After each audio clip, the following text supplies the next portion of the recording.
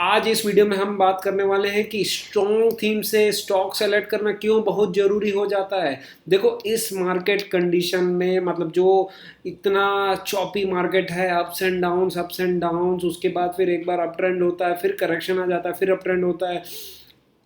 अगर आपका स्टॉक बहुत अच्छे स्ट्रॉन्ग थीम से सेलेक्टेड है तो आप देखोगे कि इस मार्केट करेक्शन में भी स्ट्रॉन्ग थीम वाले स्टॉक अपनी जगह होल्ड किए हुए होते हैं। वो इतना स्ट्रॉन्ग मतलब ऐसे इतना स्ट्रॉन्ग स्टैंड करते हैं कि इतने मतलब जैसे आजकल तो हर एक दो दिन में न्यूज़ आ जाती है टैरिफ की। उसके बाद भी मतलब चाहे कभी वॉर की न्यूज़ आ जाए, चाहे टैरिफ की आ जाए, तो वो रेजिस्ट कर देते हैं भारी से बड़ी मतलब न्यूज़ को भी। बताने का मतलब यही है फ्रेंड्स कि थीम सेलेक्ट करना क्यों बहुत ज़रूरी हो जाता है। तो सीधे चलते हैं वीडियो पे फ्रेंड्स।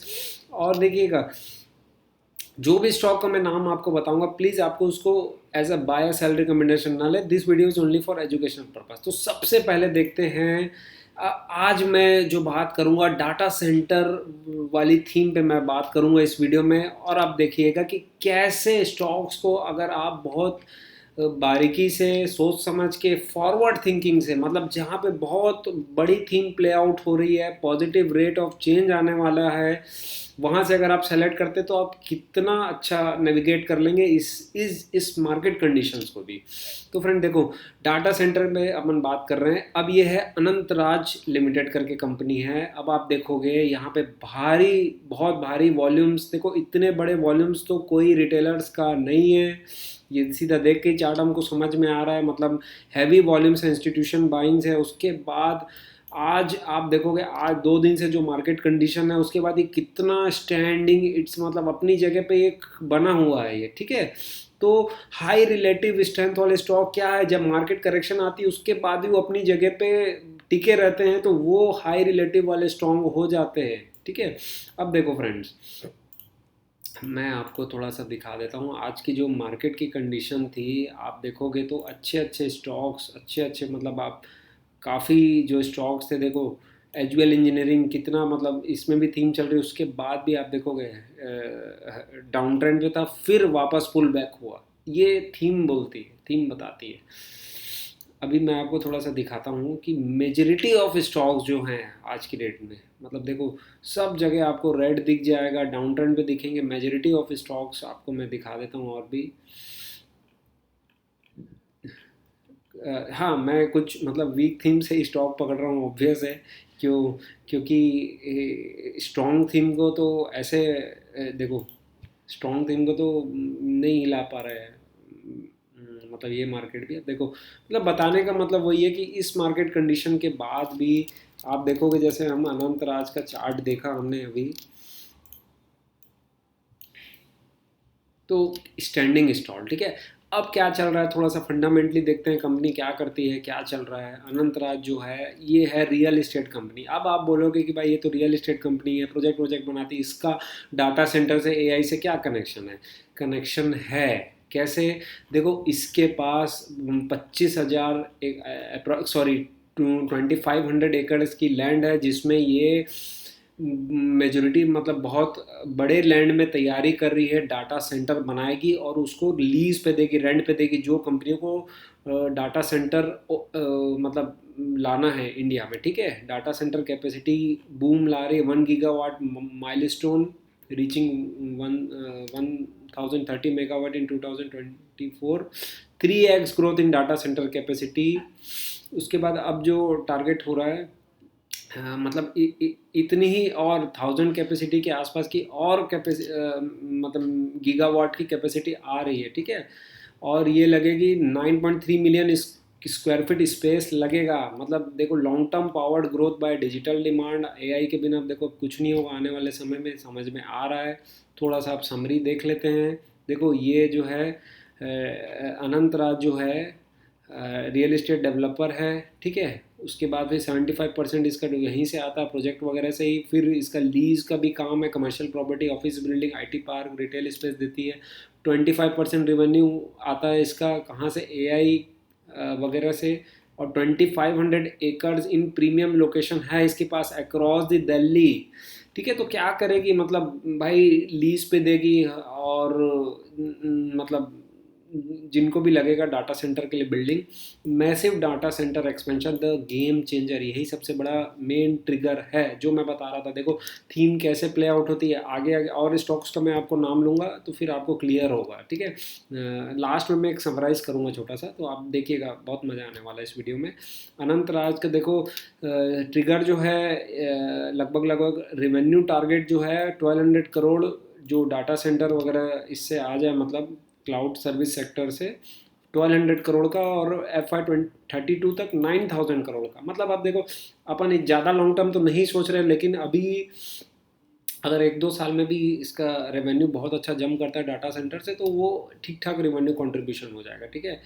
इसके बाद अब देखो ट्रेडिशनल में भी ये लग्जरी रियल इस्टेट में एंटर कर रही है, वो सब तो देखो साथ में है ही है ट्रिगर्स स्ट्रॉन्ग। और दूसरा क्या, डेट रिडक्शन भी हुआ है, फाइनेंशियल भी इसका बहुत अच्छा है, मतलब कंपनी का the net debt reduce from 967 crore to 50 crore 2 साल के अंदर, net debt free status company का। तो भाई मल्टीपल, मैं क्या बोला, जब भी कोई कंपनी बहुत अच्छा परफॉर्म कर रही होती, स्ट्रॉन्ग चार्ट रहता है, तो उसमें मल्टीपल ट्रिगर्स प्ले आउट होते हैं। इतना तो समझ में आ जाता है हमको, मतलब समझ में आ जाना चाहिए इतना, अगर इतना हाई वॉल्यूम्स है और ऐसे मार्केट कंडीशन में भी स्ट्रॉन्ग खड़ा हुआ है, तो कुछ ना कुछ है हमारा बिजनेस में। अब देखो ये प्रीमियम हाई ग्रोथ कॉरिडोर में जा रहा है, मतलब ठीक है, most premium and rapidly appreciating market NCR का, तो joint venture with Birla estates, तो बहुत सारे मल्टीपल ट्रिगर्स हैं फ्रेंड्स। अब देखो फ्रेंड्स, एक ये हो गया अनंतराज, है ना। अब नेक्स्ट हम चलते हैं, इसके बारे में भी हमने पहले भी डिस्कस कर चुका है, नेटवेब टेक्नोलॉजीज़ इंडिया। इसका भी आप देखोगे स्टॉक, देखो आज की डेट में, मतलब जब मैं वीडियो बना रहा हूँ ये 26 सितंबर को भी, तो वॉल्यूम्स तो आपको दिख ही रहे हैं, प्लस कितना स्ट्रॉन्ग स्टैंड है ये, अपनी जगह पे बेस बना रहा है ये, ठीक है। रेजिस्ट कर दिया इसने, मतलब इतने स्टॉर्म को भी, या तूफान भी आया तो उसको भी रेजिस्ट कर ले रहे हैं ऐसी कंपनियां। अब इसकी आप जाके पीई देखोगे तो अबव 162, 100 EV टू EBITDA 109, तो अब क्या ही बोलोगे, मतलब यहाँ पे तो सब वैल्यूएशंस कैलकुलेशन सब फेल हो जा रहे हैं, ठीक है। अब हम वही, अगर हम देखें हमने क्या शुरू से हम क्या सीखते हैं, जब से हम पढ़ना स्टार्ट करते हैं कि पी चेक करो 162 है, नहीं लेनी 20 से 30 की पी के अबव नहीं लेनी है। भाई अगर सेक्टर थीम बहुत बड़ा है, बहुत ब्रॉड है, और आने वाले समय में अगर उसकी अर्निंग्स बहुत तेज़ी से जंप हो सकती है, तो सब कैलकुलेशंस फेल हो जाती है भाई, अपना तो इतना एक्सपीरियंस है। अब देखो ये भी क्या है, इसकी जो ग्रोथ ट्रिगर्स है, AI चिप्स और डिज़ाइन करती है वगैरह, ठीक है, AI कंपनीज़ के लिए जो चिप वगैरह देती हैं। लास्ट टाइम मैंने बताया था, high and computing system solutions ये देती हैं, offering integrated design and manufacturing capability. मतलब यही जो कंप्यूटर सुपर कंप्यूटर्स हैं, थोड़ा सा मैं दिखाई देता हूँ चलो, by providing high-end computing solutions and services tailored to both enterprise and government clients, ठीक है।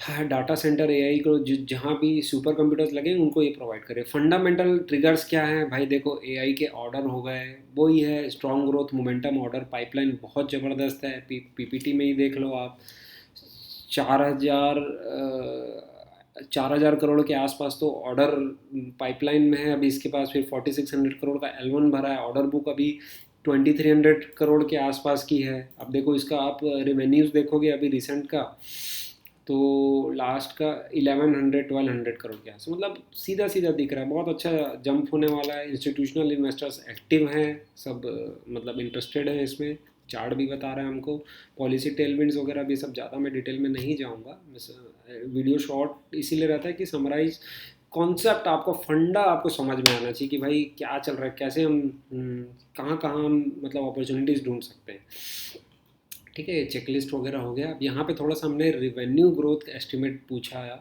तो अब देखो 40-50% का ये एस्टिमेट दे रहे हैं, पैट का भी अराउंड 50%, 40% के आसपास एस्टिमेट दे रहे हैं, रिवेन्यू का भी पैट का भी।